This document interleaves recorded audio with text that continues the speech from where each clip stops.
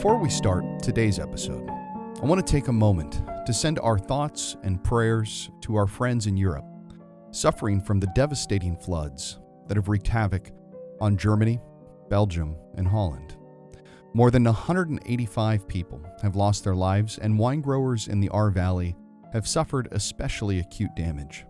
In 2015, I had the chance to meet with and taste a great many of the producers in the Ahr Valley, and to see the damage that they've suffered from has been heartbreaking. Stuart Pickett's Instagram account has captured much of the devastation, and today I want to join in his call to help in financially supporting many of these family businesses. Information is provided at the top of the show notes for podcast listeners and in the YouTube description on ways you can donate to an aid fund dedicated to helping the wine growers of the Ahr Valley. Everything helps and will be greatly appreciated.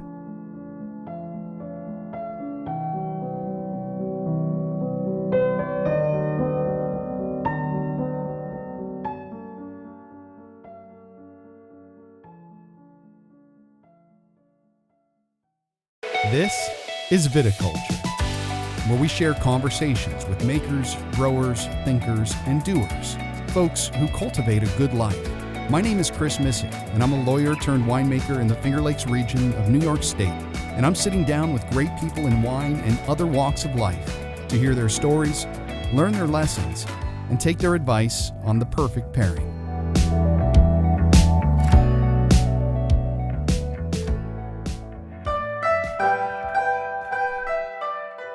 Today we're speaking with Johannes Selbach of Weingut Selbach Oster, one of the Mosel Valley's most outstanding producers of world-class Riesling.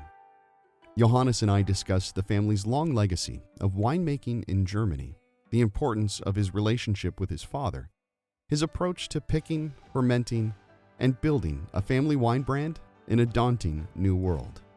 If you like this podcast, please be sure to rate us 5 stars in Apple Podcasts and like our videos on YouTube. It really helps with the ratings and in introducing new folks to the show. Don't forget to visit our website at viticulturepodcast.com and subscribe to our Substack, where you'll get show notes, transcripts, musings, and exclusive offers. As we plan and prepare for Season 2, our Substack subscribers will have the chance to hear some exclusive podcasts delivered right to their inbox and some behind-the-scenes materials we're also preparing. We'll also be unlocking a way you can support the show and help us keep producing high-quality, in-depth content with makers and producers of all sorts. And though I'm not the best with social media, please check us out on all the major social media platforms. Additionally, if you or a maker you know is interested in being on the show in the future, drop us a line at viticulturepodcast@gmail.com. Special thanks to Gabe Clary of Skurnik Wines and Spirits, the importer and distributor of Selbach Oster here in New York, and Bob Medill, who was featured in episode 13 of Viticulture, for helping to arrange this interview. And now, here's the show.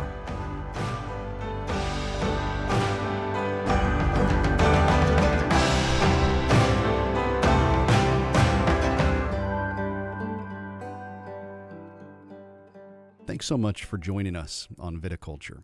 It's my rare honor today to have our guest, Johannes Selbach, in studio of Weingut Selbach Oster, one of the premier families and producers in the Mosel region in Germany. They've been at it since 1600. Johannes knows what he's doing. He's got a lot of knowledge of the Finger Lakes as well, and it's a real pleasure to have him here. So thanks so much for joining us, Johannes. Thank you. Good to be here. Thank you so much. Yeah, and obviously this isn't the first time you've been to the Finger Lakes. You've been coming here since 1985. Right. First visit to the Finger Lakes was in 1985. At the time, I was working for a PR firm in New York City who had, amongst many other consumer accounts, the accounts for German wines. They had Bordeaux, they had a couple of champagne brands, and Wines of Germany was hosted by them too. And they sent me to do some seminars. And as it happened, Cornell University, Professor Makowski had the wine course, had asked for somebody to come up and do a lecture and a small tasting on German wines for students at Cornell.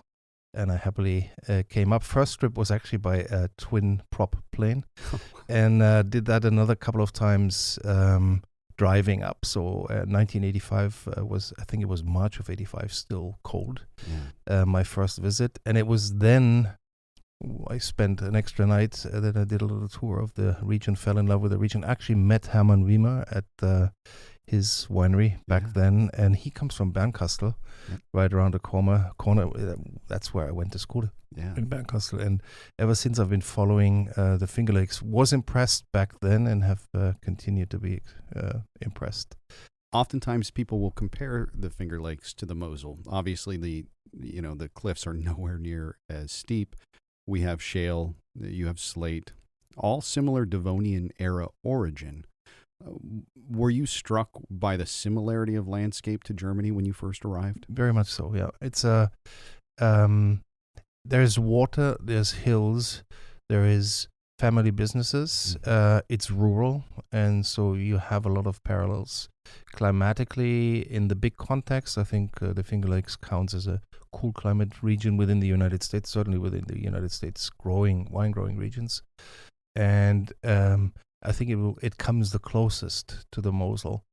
Even though there are differences in climate, you are, shall we say, more on the extreme as far as cold in the winter and precipitation, and also heat spikes although that is changing as we speak. It is.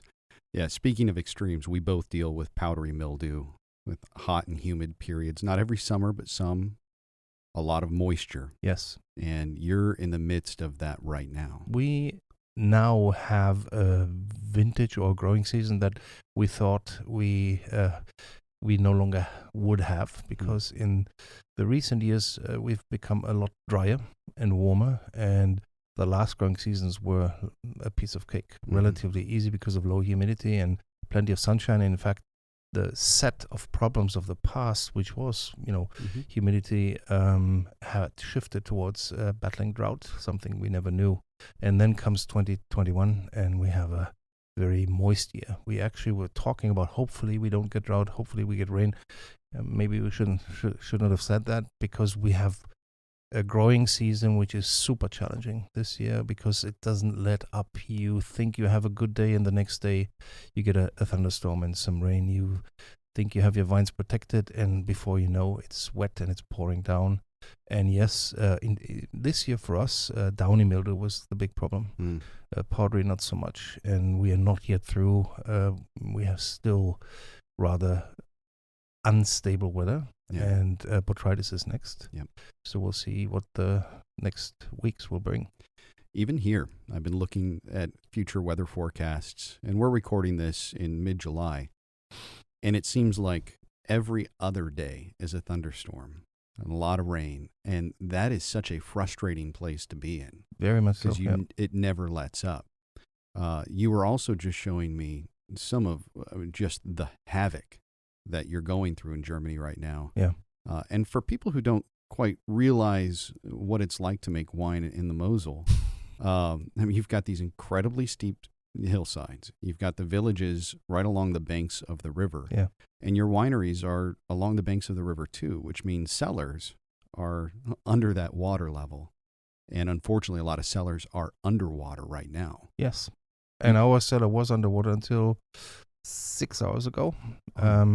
We only left for the airport very late on Thursday night, because we had an early flight on Friday to come to the US. And up until shortly before taking off to the airport, I was in the water, basically securing barrels and making sure that we didn't suffer damage, because the water came higher than we expected. And so we had prepared, but the preparations weren't good enough. And so my son and I actually had to swim in the cellar and take care of some things that were still in need of being taken care of.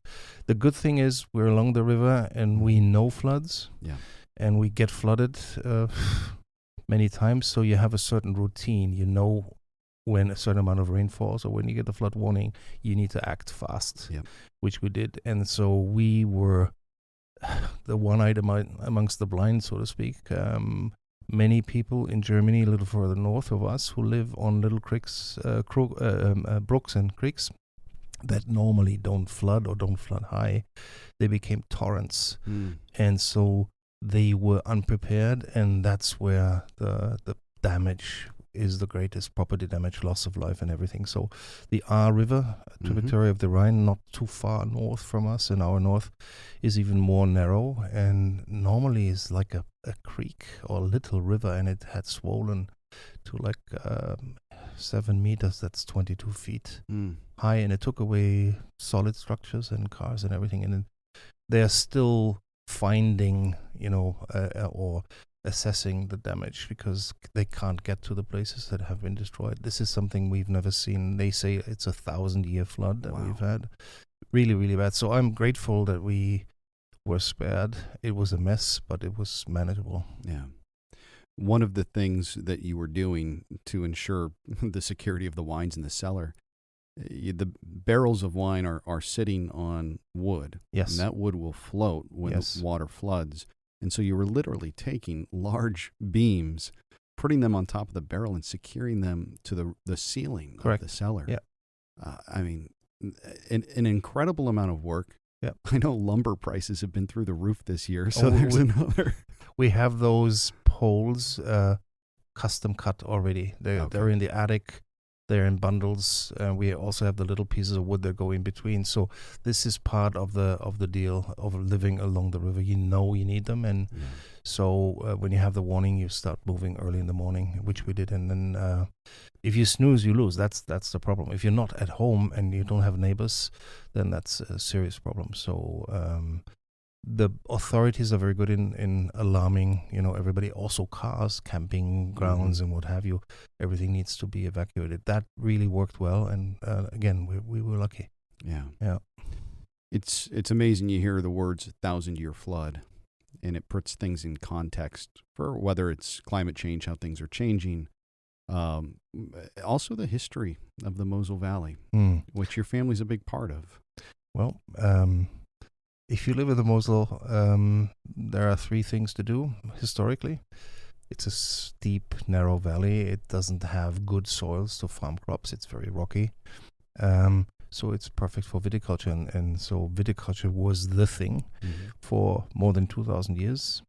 And then hunting and fishing. In the old days, maybe as a profession, in the modern days as a hobby. So the Mosel is a very beautiful viticultural region which has been settled and actually has seen viticulture pre-Roman times. So we have a more than 2,000-year-old tradition, and the families who lived there were involved with viticulture one way or the other. And in our family, we have records going back to 1600, which may sound like it's a big deal, but most everybody who lives in the area has had some wine context in the family for more or less several generations. There was not much else to do. Yeah.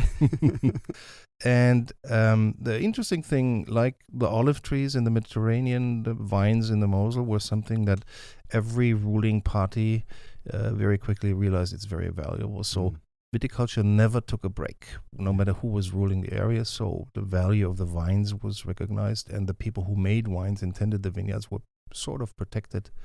And so the tradition could continue unbroken until today.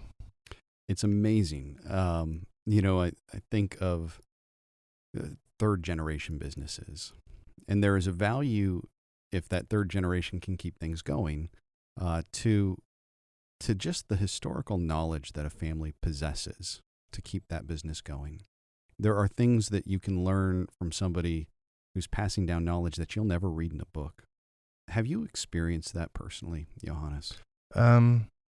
I think it's a very important statement. The family and the generations is in this business, say agriculture, viticulture, super important, because if you dwell on the land, you need to know your land and appreciate your land and safeguard your land and make the best of it. And if those values, which are also your livelihood, are instilled in you by your forefathers, and if you do it with a conviction because you like what you're doing, it really nurtures the business and enables you to pass it on to the next generation. And I was fortunate to be born into a family where My parents both had a vineyard or winery or winemaking background, and where we weren't pushed into the business, but rather lured into the business. And in the end, and I was the one, I have three brothers, I was the one who was interested in it. And the passion for wine and everything that comes with wine. Wine brings people together. Wine means good food. Wine means quality of life was something that intrigued me. That is not to say that I didn't hate the slave labor as a teenager. Yeah. When my father sent me to the vineyard to pull weeds and do all the work, because he said, you need to know every step and you need to appreciate what our staff does. Yeah. As a 16-year-old, you'd rather hang out by the swimming pool, go out with friends than on a summer day in sweltering heat, pull weeds, or have a hoe in your hand and turn the soil. That was something I detested, which is why I didn't tell my parents that I really secretly planned on coming home. That was only later. You wanted to try and get out of the labor of your youth and have the benefits in your slightly older age. Yep. And wine, while we're on the subject, if I may, was something that was part of daily life. If you come from a wine-growing region, it's not alcohol per se. It's something that smells good, tastes good. It's the fruit of your land and the fruit of your labor. And so come age 12, we got little sips, just little sips, with an explanation, what it smells like, what it tastes like. So you get guidance and appreciation for fine wines, which is super, super helpful. And I feel sometimes sad about wine being thrown in the same bag like hard liquor and stuff, because in my opinion it's a different thing. It is an incredibly different thing, and it's unfortunate where that isn't the culture. That most of the first experience young people have with alcohol is with a rum and coke or bubblegum vodka, and it isn't about the elevation of life and the elevation of family at a table. It is about an entirely different sort of life decision. I am with you. My children are still really young, but I have every intention of the finger in the glass or the calling out of aromatics from a young age to start to train that muscle memory and that recognition of the value. Absolutely. Of what it is. You have at different times mentioned that you had just a great relationship with your father. True. That he was your best friend. And it's interesting because I'm taking some notes. You mentioning that you weren't pushing your children, or they weren't pushing their children into the business, but trying to lure them.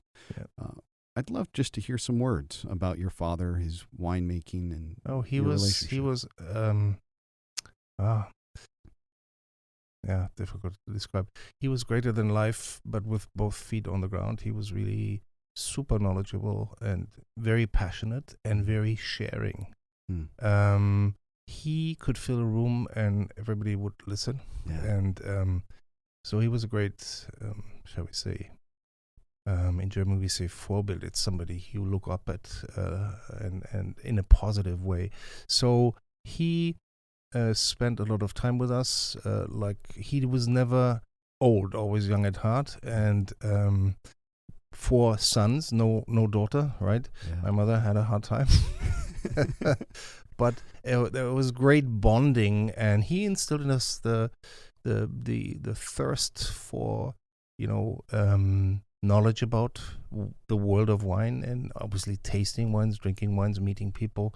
Both parents were very open-minded. My mother was an exchange student in 1953 in Geneva, Ohio, for 1 year, and came to Watkins Glen, Finger Lakes in 53, and on a vacation with her host family from Ohio. And but so they were like friends, and my father was like a best friend. He also taught me respect nature, respect other people, respect other people's wines, be open-minded, which is very important. Even if you happen to have the good luck of making excellent wines, don't get full of yourself. It's in the end, it's Mother Nature who needs to cooperate.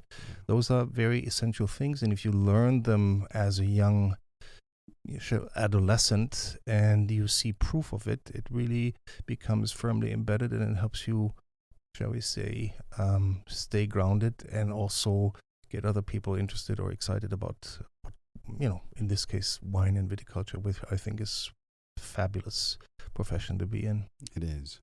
It's interesting because especially if you're at, a small family winery, and especially if you're growing your own grapes, the respect extends beyond the beverage in the glass. You recognize that it takes 100,000 years to make that inch of soil. You recognize how important, the plants, the animals, the entire ecosystem is. Absolutely. And often you're drinking out of that river or here the lake. It all becomes you. This is a lesson that I feel like it's just sad, but a lot of people don't have the fortune to learn today. Yeah. And being in the business as a family business is different from, shall we say, being an investor and like a corporation owning a vineyard or a farm. You have a much more emotional connection to the land, to the products, quote unquote, and also to the people, the team. And this is something I can't stress enough. And it's also something my father told me. It's not you. You happen to be the owner, but you can't make it all yourselves. It's the team. So respect every member of the team, because without them, you can't do what you do, which is very important. And sometimes you're in the glare of the camera, or you get a nice write-up and it's your name. And I feel very humble because it's not me, because it's, a whole team who's working hard to make this happen. And in a family business, in a good family business, this is very, shall we say, deeply ingrained, and this is why as a teamwork we can do what we do. And labor is super important, and especially in an area like where we are, where you depend on manual labor because there is no mechanization. It's interesting talking about the supporting cast, I guess you can say. One of the growers I work with, his name is Jeff Morris here on Seneca Lake. He purchased the farm in the mid-'90s and ultimately took over managing the farm in early 2000s. But he bought that farm with an employee who'd been working it since 1969. Wow. And he knew he could not do what he was doing without the help of that institutional knowledge that came with it. It is true that oftentimes they aren't on camera, they aren't in the write-ups, but what we do couldn't happen without them. Very true. Some of the supporting cast of Selbach Oster right now is your own family. True. Barbara has been, your wife, a key part of the operation, and your children are involved now as well. Yes. And my 86-year-old mother still takes an interest, and she's actually no longer actively involved, but it's great to be able to go to her for advice if you have something that's unusual, out of the norm. And you go back, because she can draw on memory and experience that we have yet to make.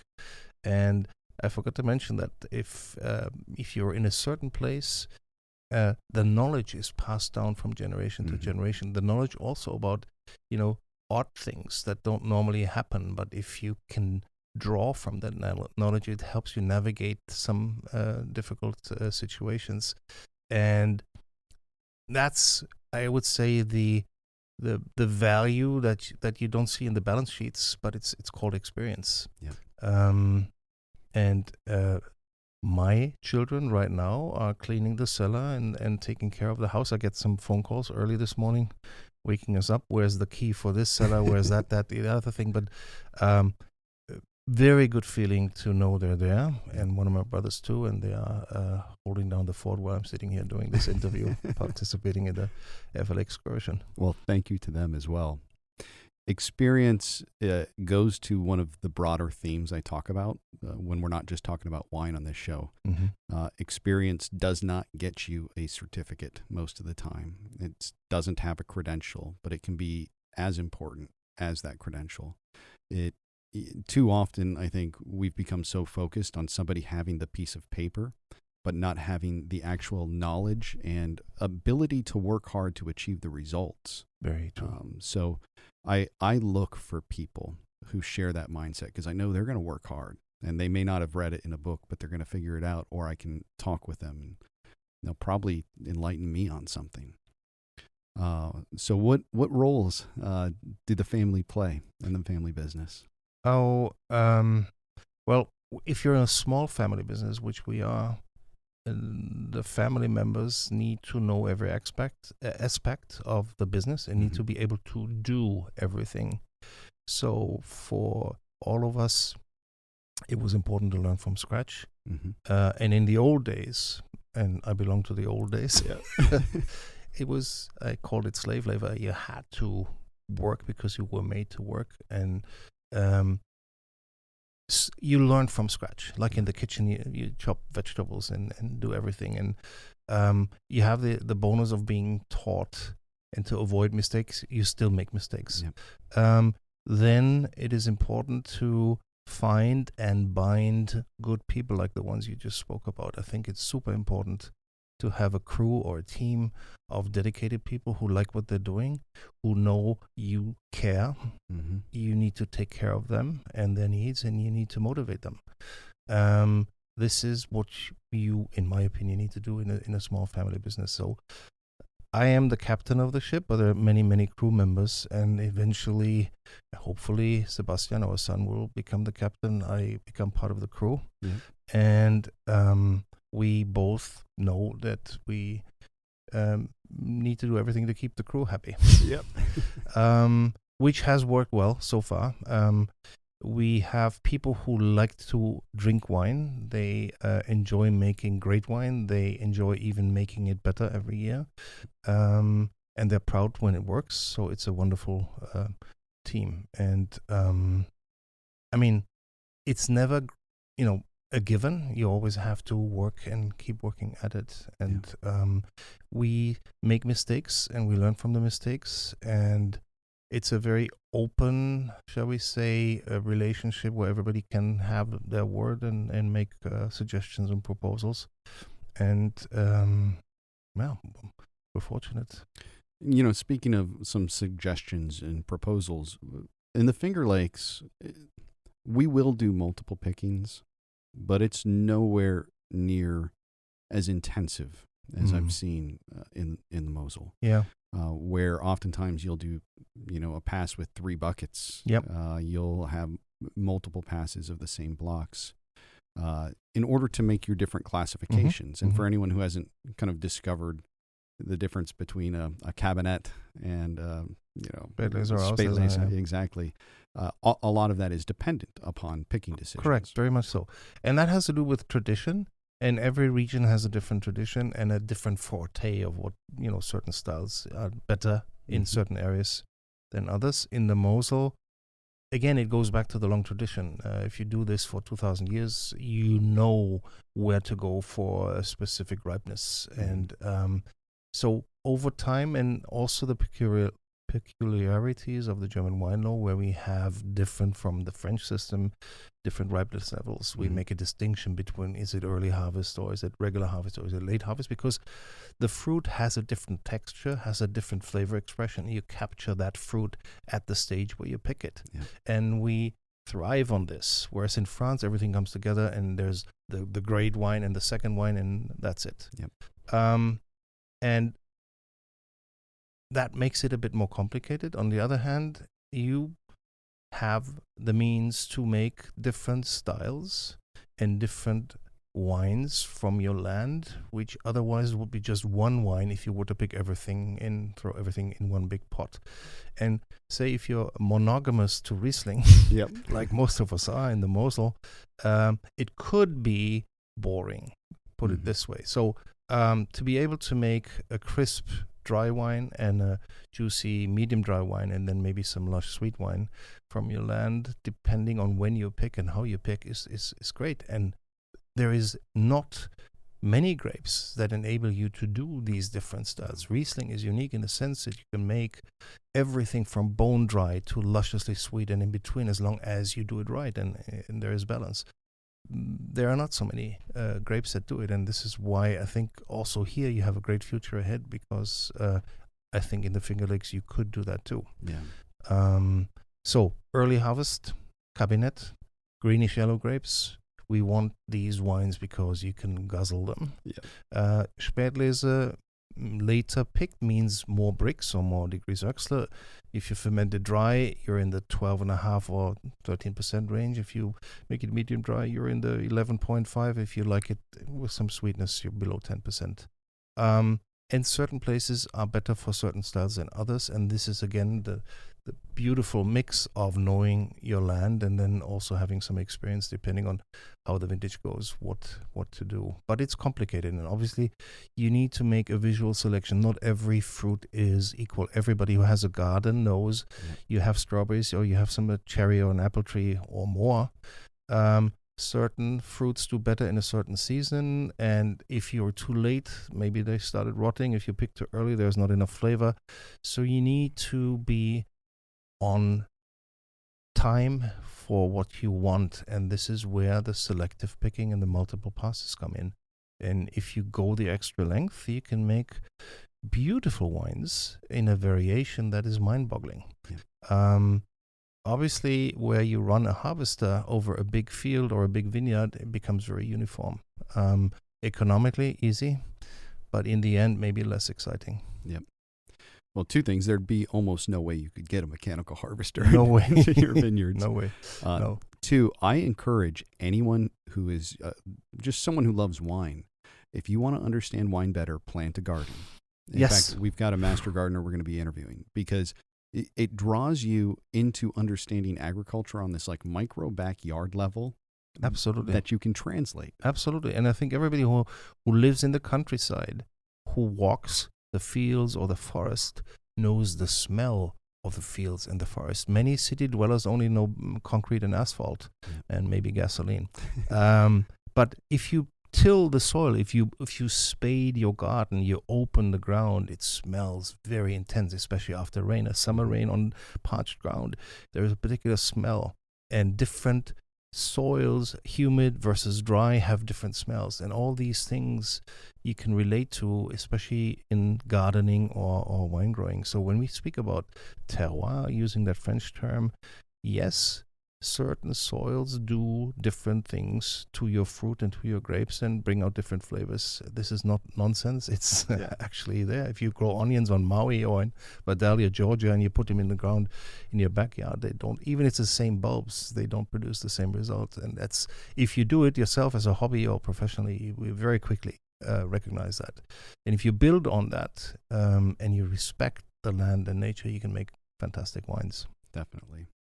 You know, drawn back to that old story I've heard you mention is your dad said to you, well, if we talk about terroir, you should make a single block. You should let that block sing. Correct. Since we have this tradition of selective picking, and with the selective picking, you can, in a sense, sculpt the wine by leaving a certain, grade ripeness on the vine, and you only pick whatever the less ripe or the more ripe. So how you pick and how often you pick helps you make a certain style of wine. But you tend to override what the vineyard brings. If you want the true colors of the vineyard, my late father said, and that was at the heydays of terroir, he said, look, everybody speaks about terroir. Not everybody understands terroir. And if you want the vineyard to express itself, then pick it at optimum ripeness in one picking run. Don't make a selection. Bring home every grape that's on the vine, except for the spoiled stuff, which needs to go. And I said, no, I think the better wines are the ones where I take only the best grapes. And he said, okay, let's make a contest. That was in 2003. You can do your multiple selections, and I choose a vineyard, and nobody touches it until I say go, and then we pick everything. That was in 2003. And we have a parcel called Schmidt, which is the best piece of the Schlossberg. So it's like the cherry in the pie. And he said that vineyard remains untouched. You can go in every other part of the Schlossberg and graze and take your best grapes. And when it's time, we'll pick everything, and then we'll see when the wines are finished. So long story short, February, the wines were through fermentations. We had the first tasting, and we didn't even have an argument. His wine was better. Yeah. Because it was more wholesome, because it included the green grapes that hang behind the vines and are shaded, and they have more acidity, and they provide structure, and they balance the ripeness better. I had a monstrous wine with super ripeness, but not so good acidity, so it was heavier and not so much fun drinking. That was the starting point of our single parcel bottlings of these 3 best parcels called Anrecht in the Himmelreich, Schmidt in the Schlossberg Slope, and Rodler in the Sonnenruhr. And we always make them sweet. The question often comes, because they're so ripe, they would bring too much alcohol. As a dry wine, 13.5, 14%, that's no fun. Yeah. You don't go to the Mosel to drink high alcohol wine. It's interesting because obviously there are so many different stylistic approaches. It depends on where you are, what you're growing, what that fruit can hold. Here's a story. I've told it on the podcast, but I don't think I've told you. So it was 2012 dry Riesling of ours that we fermented bone dry. And the fruit, quite frankly, it didn't benefit entirely from that at that point, at that young age, right? And Stuart Piggott tastes it. And he says, "Congratulations, Mr. Missick, you've taken the joy out of this Riesling." And he liked a lot of the other wines, but that specific one. And, to me, I realized he was right? That wine would have been better with even 5 grams in a young age. Now it's actually coming into its own, and it's showing really well. But I think sometimes as winemakers, people get addicted to doing what will either rate well or what they've read people want them to do. And there are some Gross Gewächs that I've had that are amazing at 14%. You're right. They aren't always a wine you can drink very much of. And then somewhere I'm like, this is just so out of balance. It's difficult. It's one of the reasons I've always loved Selbach wines. The balance is always pristine. We go at great lengths. That's also something my grandfather passed on to his father, and he to me, and Sebastian seems to have the same liking. The Mosel as a wine region has been known and still is known for making wines that are poised, filigree, have great elegance, draw you in for more. This is really the forte of the region, not the Olympics, bigger, wider, faster, but rather staying elegant and entertaining, many multifaceted. That's something that's drawing people in. It's also academically very interesting if you're into wine. And my late father always said, there's a certain phrases that I'll never forget. The best bottle at a reception or a party is always the one that goes empty the quickest. No matter what the label on the bottle, but you watch people and you watch them drink, and what goes the fastest is the best wine. And he also said, don't make museum pieces. He said, make wine for people to enjoy. And he said, nature will always provide for more. He also said, you can't make gold more golden. If it's perfect, leave it, don't mess with it, which is also why we firmly believe, and this is also for Riesling winemakers, you don't need seasoning. For Riesling, it's a grape that has so much flavor. If you grow it in the right spot, if you take care of it, because it's a very fickle grape, you can make fantastic wines that speak for themselves. So no enzymes, no cultured yeast. We don't find no bentonite, no gelatin. We've never had a problem with, cloudy bottles, even though the lab always tells you, you need to do this, you need to do that. We do not. Again, this comes from experience. My father said, don't worry, just wait. And if you do the right things, and that means good farming and meticulous, harvest work, which means only good fruit. If in doubt, throw it out. That was another sentence. You bring home good fruit, you process it very gently, lightly, and then obviously there's certain things you need to do, but basically for the flavor, you let the wine make itself. And we like long lease contact. The beauty is Riesling has good acidity, so the wines are relatively stable. We have with slate, and you do too with shale here, low pHs, which is an added benefit for stability in the wines. There's not much you need to do, and then you come up with wines that are not, heavy hitters like the baseball bat hits you, but rather something that draws you in. They are fantastic, and they're unique.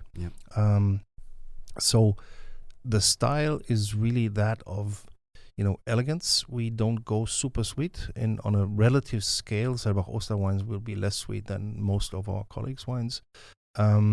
We tend to have a little less alcohol, basically because we like to drink wine. We are wine consumers like everybody else, and we like to drink wine. And We like to have wines that we open the next bottle and possibly the next bottle because it's so delicious, rather than have a monument where you need 6 people to the bottle and you all analyze, but you don't finish your glass. Yeah. I love that. It actually goes to what I talk a lot about in the show, which is looking at viticulture, looking at wine, and then other makers as ways to cultivate a good life. And, one sort of tweak on what your dad said, in terms of gold can't be made more golden. You can't make a diamond gold, so in the sense that they both have extraordinary value. They're both beautiful in themselves. Let them be what they want to be. Absolutely. And it's like that with us. Like, find what you're capable of, pursue that, and do it the best you can. And that is just one of the many keys to a better, happier life. Absolutely. And it's also do what you do best. I mean, this is why the region has, shall we say, credibility for Riesling, because in the 1700s it was actually decreed by the last prince bishop who ruled the area, Clemens Wenceslaus, who actually, because the church owned much of the vineyard and didn't farm everything, they got the 10th part of the harvest. I don't know how that's called in English, but the tithe. Yeah. And so he recognized Riesling was way better than what was in those days like a mix of grapes in the vineyard. And he said, okay, from now on, only Riesling. We planted everything. He said the inferior grapes must go. And this became shall we say, the starting point for the Mosel becoming the world's largest Riesling area, except for 6 or 7 years ago, the Pfalz overtook us by a few hectares. Yeah. And so do what you do best. The climate being a moderate climate with a long growing season, simmering the fruit to ripeness rather than boiling to ripeness, made it a haven for Riesling. And this is why also red grapes were basically pushed out. In the Middle Ages, we had a lot of Pinot Noir grown, which has just come back 25, 30 years ago. Only, I think, 26 or 7 years ago, we could plant Pinot Noir. Before then, it was not legal to plant red grapes in the Mosel. So do what you do best certainly is also something, not to say that you have to only stick to one grape, but don't try to do everything. Like you said, there's diamonds, there's rubies, there's emeralds, there's gold and silver. They all have their place. And if you know something very well, and if you have the land that is suitable for something, maybe concentrate on that. You can play around with some other things, but to do everything can be very challenging. It can be. In the Finger Lakes, we're talking about Riesling being planted en masse more in the 70s than the 1700s. And I agree. I think Riesling does have this is its home for, I think, North America. I would agree. Yep. But I'm also in agreement that we should be trying some stuff. It's one of the reasons why I chose to plant some Chenin Blancs, because like Riesling, we can do great sparkling, we can do great dessert and everything in between. But Riesling does have your heart. I think if you grow and make Riesling, that becomes one of your passions. I would agree. Yeah. Do you have any plans to plant some Pinot? We do. We actually we strayed from the path of virtue. We planted some Pinot Blanc in 1999 to make bubbles, because Barbara and I are great fans of champagne. Yeah. And our U.S. importer, has a fantastic champagne portfolio, which kind of like spawned our admiration and also consumption. So we planted Pinot Blanc. We were a little naive because we put it in too good a place, so it got too ripe too early. It ripens way earlier than Riesling, so we could only make champagne or Sekt twice. Meanwhile, it's become a very popular still wine. So our Pinot Blanc is quite nice as a still wine. We basically slid into making Pinot Noir in 2016 when my longest or oldest staff member, he's my vintage, and he's been working for us since age 14. He's from Kinheim, and his wife comes from Zeltingen. They had a Pinot Noir vineyard in Zeltingen, and he got tired of making the trip for that one vineyard, and he said, come on, Johannes, would you buy my Pinot Noir vineyard behind the church in Rachting? And I said, well, what do you say to a good employee? Said yes. And then there I was with a Pinot Noir, and I thought, oh, great, we can make bubbles. And I told my team, now we have this vineyard. And they said, oh, no bubbles. Yeah, we should make red wine. No, let's make red wine. Okay. So we started making the 2016 into a red wine, which was quite nice. And it was convincingly good. So that in 2017, we were set on making more Pinot Noir. We actually were offered some old vineyards for lease. And the 17 turned out beautiful, so was the 18, and then we decided we'll go deeper into Pinot Noir now, so we have a little project going now, which is very exciting because with the climate change, for one, and also, little better knowledge nowadays, and that's where education comes in. Sebastian is fully trained. He interned at Dönhoff and Müller-Cartois. He went to Geisenheim, and so he went to Tramin in Südtirol, making Gewürz and so forth. So that all comes together, and so now we have some very nice Pinot in the making, and we're very pleased with it. And the last little piece of, shall we say, playing in the sandbox was Gewürztraminer. At the age of 17, 18, I came upon a bottle of Sint-Humbrecht Grand Cru Gewürz, which was an eye-opener to me. And it came in a long, tall bottle. I thought it was Mosel, and it struck me like, wow, this is not Mosel. This is fantastic. Ever since I had a liking for good Gewürz, which was difficult to find, and I know it polarizes, and it's also not so easy to make, but I thought, let's make Gewürz in slate, in a cooler climate, and let's see whether we can make a crisp, dry, not oily, not in-your-face Gewürz, which is food friendly, and it works. So we're very happy with the tiny amount of Gewürztraminer that we make. So here we go. We're still 92% Riesling, and the rest is those other grapes. So yes, look beyond what you know and what you do, and try and be humble. I mean, obviously, one makes mistakes, and from the mistakes we learn, and then eventually you get it right, and it's fun and it's delicious. Mistakes only become regrets if you don't learn from them. True. And speaking of Gewürz, it's another grape I absolutely love, and it's difficult to be a winemaker that loves Gewürz because you have a difficult time selling it. One of the bottles I set aside to send with you today is our sparkling Gewürz. Super cool. Thank you. So you need to be in the right place to make sparkling Gewürztraminer. And one of the things I do is monitor the fermentation. Sometimes I'll pick it at 21 bricks, but I'll cross-flow filter it when I have my 24 grams per liter. So we end up with this really different, exotic, but nice bubbles with moderate alcohol. That's about what you need. Which is something you don't find very often, so it's really in a niche, I think, where you can do well. Yeah. It's done really well for us. So super. Yeah, that's great to hear. I can't wait to try those. I've never. Unfortunately, actually, it's on the Skurnik list of new wines, so we will see some coming this way probably in the fall. That's fantastic. The good thing about having a winery is you can also purchase direct from distributors. So we'll get to that one. I want to just revisit a couple things. What COVID has meant for your business, what you think it has changed about your business. Well, I can't say it often enough. It humbles because it shows you the limits. It had a huge impact, obviously, on everybody around the globe, certainly also on us. We were very, very fortunate that none of the family, or I should say none of the immediate family, nor staff had a problem with COVID health-wise. Obviously, our business was impacted big time, and it was a very difficult time. Like for so many businesses, we lost sales, we lost customers, and many of our customers who bought a lot of wine weren't operating because they couldn't because of the restrictions. We supply some airlines, we supply some cruise lines. I mean, that business is just ever so slowly coming back. We sell a lot to restaurants and hotels and resorts. They were closed. We made up some by direct sales, and some of our retail customers had a field day.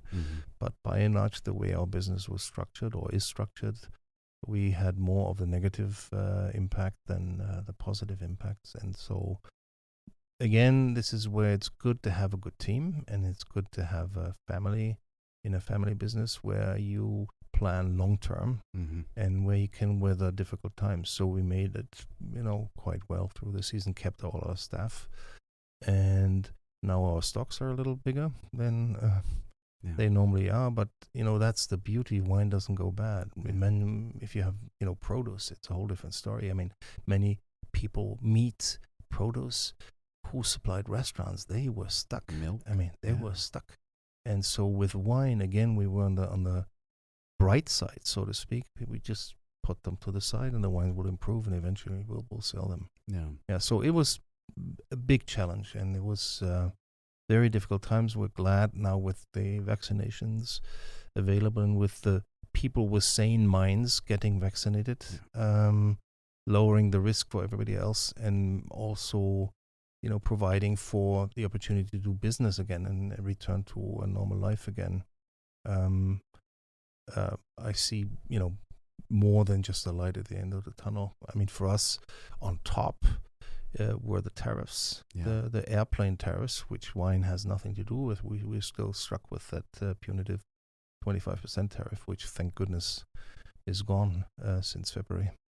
I think what some folks fail to understand is that it wasn't simply a 25% increase that the customer's paying for the bottle. It's probably closer to 50% because there are, according to U.S. law, so many middle people, that you have to increase it every step along the way. Yeah, you have in many states you have like a prescribed markup, and so the 25% are only based on the Excella price. So the inland freight to the seaport, then the terminal charges, then the ocean freight, then the terminal charges U.S. side. Before it's 35%, and then you have the the add-ons here in the U.S. So the impact price-wise was horrific. Yeah, and we're so glad that that's history. It makes no sense to slap tariffs. One side hits the other because it escalates, and in the end, the little man is suffering because what turns out to be an airplane dispute hits the distilleries and the wine people and the restaurants and the groceries and what have you. So a greater number of people was negatively impacted just for some money into the state's coffers from duties and tariffs. It's a general problem, I think, of politicians. They like to position themselves as making decisions, but they're rarely the maker. They're rarely the small family business that has a stake that suffers. Many politicians live in the clouds, high up in the clouds. They don't know dirty hands, and they talk, but they don't understand the people on the ground. And I wish they would come down from the clouds. Yeah. Obviously, this isn't feasible, and we're not going to go too political. But I do wish, like, everybody who had to make decisions over armed forces wore a uniform at some point. Everyone, or at least was the spouse of someone who did, right? Or the same thing that impacts businesses. Like, just get to know what your people actually go through.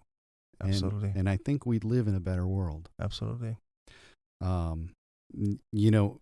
Shifting just a little bit, folks may not know, some folks definitely know, but you are part of a venture here in the Finger Lakes to make Riesling. I'd love for you to share a little bit more about that, Johannes. Well, in 2013, we embarked on a project in Burdett together with Paul Hobbs to reclaim a shale slope to plant Riesling. Paul's family comes from upstate New York, and he had always wanted to do something here wine-wise, and he's a great fan of Riesling. He's visited us a few times before and knows and likes Riesling, and he was looking for somebody to do this together.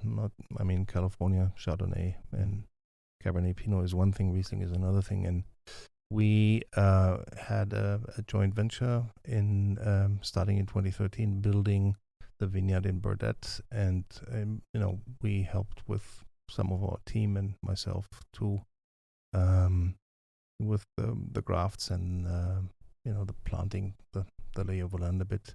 And I'm still involved. I'm not 50% anymore with now a minority share. But fun to see how the project is evolving. It's really actually becoming very nice. And this year's the first commercial bottling, and hopefully in the next few years there will be more bottlings. And another, shall we say, ambassador for Finger Lakes Rieslings, and Paul obviously has reputation and international network, which can only be beneficial. Yeah, the brand is called Hillick and Hobbs. That's right? his mother's maiden name is Hillick, and obviously hops. Yeah, the wines are just starting to come out.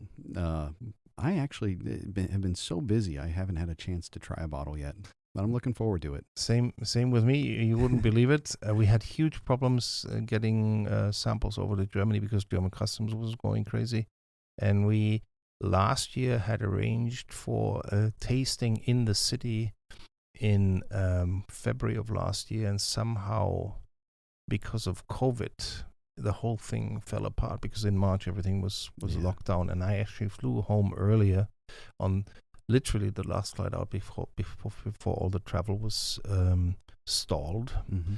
And so I haven't tasted, and I'm really curious myself. Hopefully tomorrow. Well, you're in the neighborhood. Yep. With that, do you have any other plans for projects anywhere else? Or no, we actually we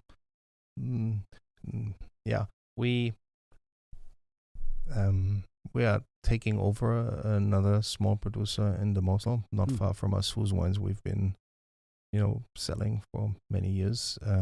Well-known small winery, which will be my last project. Everything else will be Sebastian, because there's only so much you can do, and you shouldn't bite off more than you can chew. So for the future, obviously, we'll be active in the family business, and with that little new project across the river, which is fun. We will have some fun, I can say that. But I think it's time to consolidate. We've grown, and we've built a new crush pad, storage, tasting room, what have you. And now we need to fill it with life and keep it going. And especially the crisis, the COVID crisis, the tariffs and everything have taught us the sky is not the limit. I mean, we've been spoiled for many years of smooth sailing, and everything was swell, and you tend to take it for granted. And we can't take it for granted.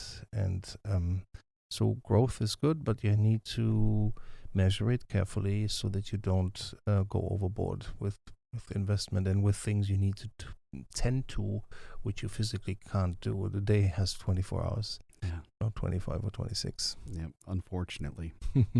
Well, thank you so much for being here, Johannes. It was a real pleasure to have you on the show. Wonderful. Thank you so much. So good to be here. And it's a little bit like homecoming. Yeah. Well, we're happy to have you. Thank you. This has been Viticulture with Johannes Selbach. He's learning that he cannot take the future for granted, but he's working hard to ensure that the baton of a family history spanning hundreds of years in winemaking is passed to the next generation. Thanks, and see you soon.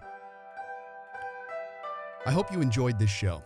This has been Viticulture, where we share ways to cultivate a good life.